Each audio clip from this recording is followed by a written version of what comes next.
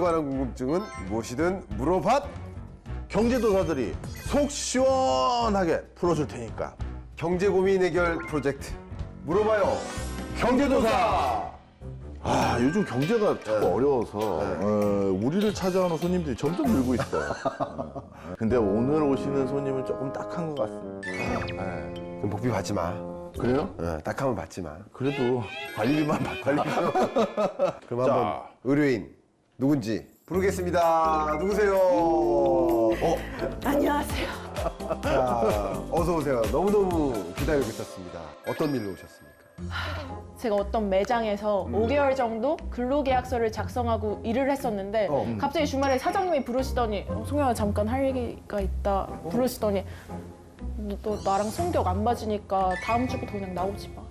왜? 잘렸어요. 아, 이거 너무 황당하네. 그래서 그냥 나왔어? 네, 그냥 하는 수 없이 나왔죠. 저도 뭐 성격 딱히 안 맞은 거 저도 알고 있었어요. 근데 뭐 고용보험 같은 거 뭐 가입돼 있지 않았었어? 보험 자체는 가입이 돼 있었는데 나와서 알고 보니까 실업급여 그 대상자가 안 돼가지고 돈도 못 받고 저 빈털터리로 그냥 힘들게 살았어요. 이건 정말 그 완전 명백한 부당해 봅니다. 저희 사장님은 절대 너 부당해고 아니라고 딱 잘라 말씀하시고. 또 부당해고가 뭔지 설명해 줘야 될 것 같은데. 궁금하시죠? 네. 고용주가 있잖아. 네. 근로자 의사와 상관없이 그냥 고용주 일방적인 의사로 근로관계를 종료시키는 거. 그건 그냥 모두 부당해고야. 쉽게 말해 우리 성경님의 개인적인 의사와 상관없이 일방적으로 불분명하게 아무 이유도 합리적인 이유도 없이 해고하는 건 불법이에요. 그럼 그 정당한 이유가 뭐예요? 그 정당한 이유가 이제 여러 가지가 있어. 예를 들어서 무단 결근이라든가 또는 왔는데도 일 열심히 안 해.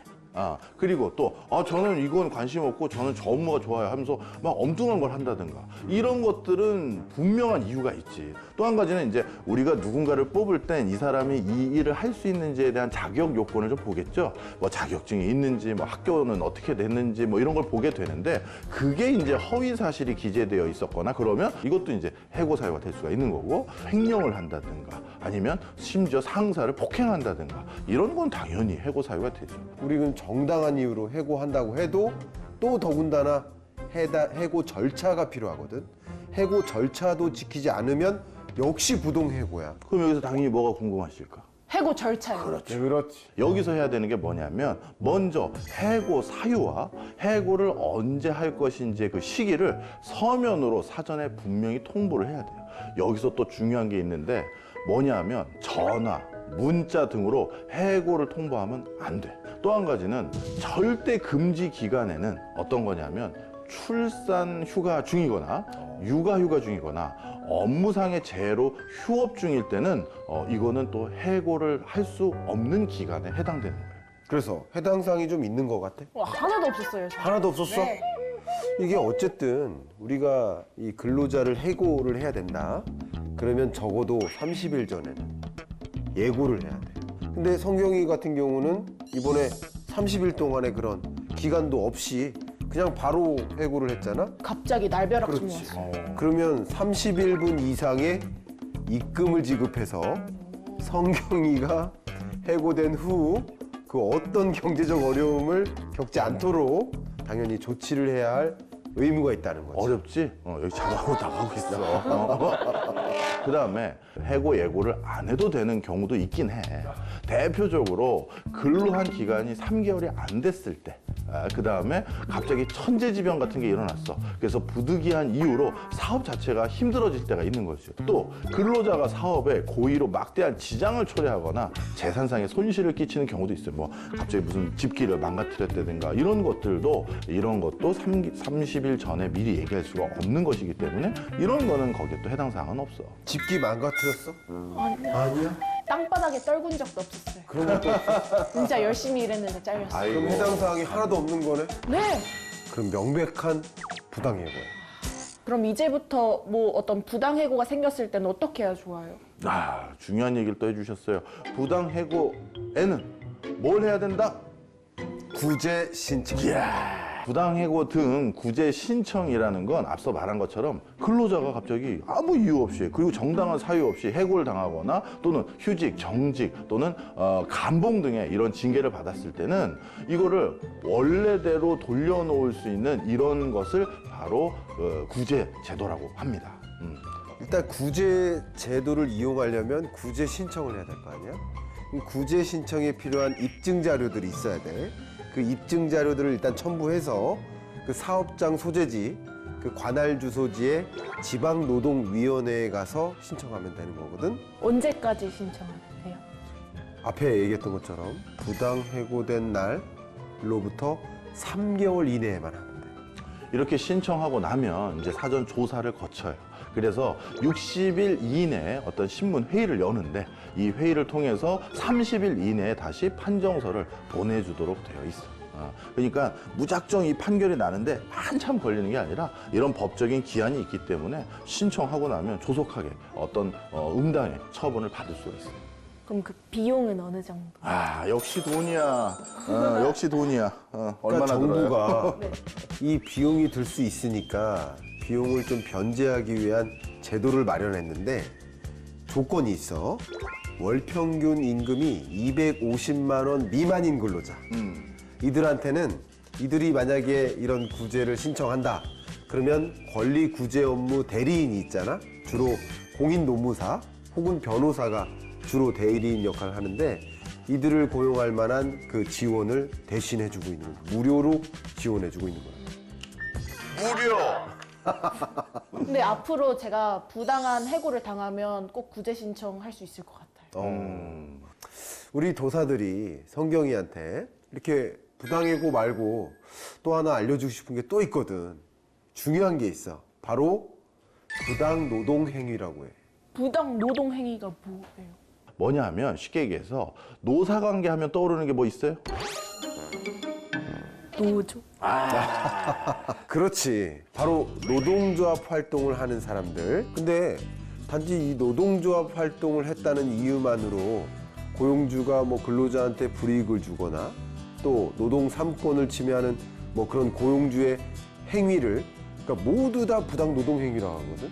이 노동 3권이라는 건 뭐냐면 노동자로서 응당하게 꼭 실현할 수 있고 자기가 권리로 꼭 가지고 있을 수밖에 없는 것들이 있는데 하나가 단결권이고 하나가 단체 교섭권이고 하나가 단체 행동권이라는 거야. 저 그 드라마에서 많이 봤어요. 막 노조 가입했다고 자르거나 왕따시키고. 그치. 드라마에서 굉장히 자주 다루는 소재거든, 이게. 아예 노조 가입 자체를 못하게 하는 경우도 있다던데. 그 역시 부당 노동 행위에 포함이 됩니다. 그래서 만약에 노조를 가입하고 싶은 근로자가 있는데 그걸 못 가입하게 막았다? 이것도 부당 노동 행위에 포함되다 보니까 2년 이하의 징역이나 2천만 원 이하의 벌금을 내야 되는 거야. 이게 불법 행위거든. 부당 노동 행위엔 뭐가 포함되어 있는 거예요? 이건 어려운 거니까 얘가 얘기해 줄 거야. 봐봐, 성경이가 지금 노조를 만들려고 해. 근데 회사 입장에서 아니 감히 노조를 만들어? 이게 화가 나. 그러면 나성경 당장 나가. 노조 만들지 마. 이 얘기하는 거야. 또는 한 달 감봉이야. 노조 만들려고 했어? 감봉. 그래서 다른 어떤 사람도 노조 또 만들려고 하는 싹을 잘라버리려고 뭔가 조치를 할 수 있거든. 이런 식으로 뭔가 징계를 주거나 불이익을 줬다.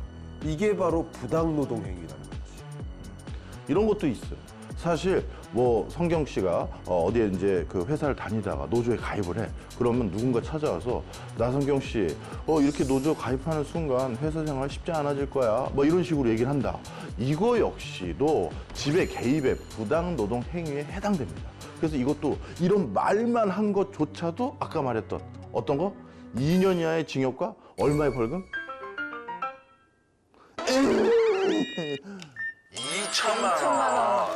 2천만 원 이하의 벌금을 낼 수가 있어. 그럼 만약에 노조가 있는 회사에 제가 입사를 했을 때 노조에 가입하는 게 좋아요? 아니면 가입 안 하겠다 하는 게 좋아요? 그건 역시 권리이기 때문에 자율이라고 볼 수 있는데 분명히 장점도 있고 단점도 있겠지. 근데 노조는 기업과 협상해서 임금을 인상시키거나 혹은 뭐 복지 혜택을 늘리거나 이런 다양한 어느 정도 보장받을 수 있게 이런 것들을 근로 조건을 보장받을 수 있게 돕는 그런 조치라고 볼 수 있는데 만약에 노조의 힘이 너무 커져. 그러면 기업의 형평보다 임금 인상이 더 올라갈 수 있겠지? 그럼 기업이 어떻게 될까? 사업자가. 망해요. 잠재적 이익을 완전히 취하기 어려운 상태가 되는 거야. 그래서 고용주의 횡포도 막을 수 있고 동기부여를 또 향상시킬 수 있지. 그게 뭐라고? 그게 노조 역할이란 거지. 근데 또 지나치면 어떻게 된다? 독이다. 그렇지. 너무 지나쳐도 안 되고 너무 없어도 안 되고 균형이 필요하다. 제가 하나 더 궁금한 게 있는데 아르바이트생들은 고용보험에 가입이 안 돼 있는 경우도 많은데 어떻게 되는 거예요, 그건?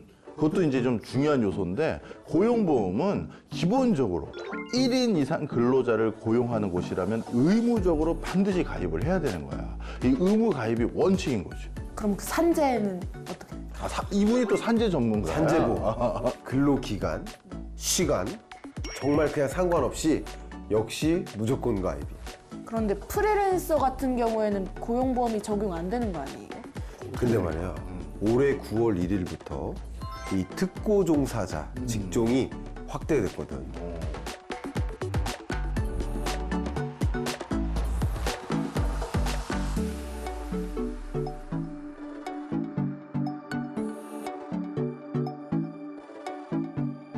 성경이가 이제 앞으로 경제적으로 미래가 어떻게 될 건지 점을 쳐봐야 되거든. 2장을 뽑아볼 수 있어. 자, 저희한테 주세요. 이 왕이 사장님이야. 그래서 앞으로 이렇게 부당해고에 대해서 정확한 지식을 알고 있는 근로자들은 왕이라도 칼자리를 쥐고 있으면서 함부로 못하게 할 수 있다. 이거는 이제 동전들이야. 부당해고를 안 당해서 정당한 경제적 이익을 누릴 수 있게 됐다. 이 2가지입니다. 어떻게 오늘 우리 경제도사들과 고민 한번 풀어봤는데 소감은 어떠세요? 처음에는 내가 잘 온 게 맞나 어, 못 믿었는데 계속 이렇게 설명 말씀 듣고 나니까 너무 오길 잘했다. 오늘도 다 같이 고민의 결!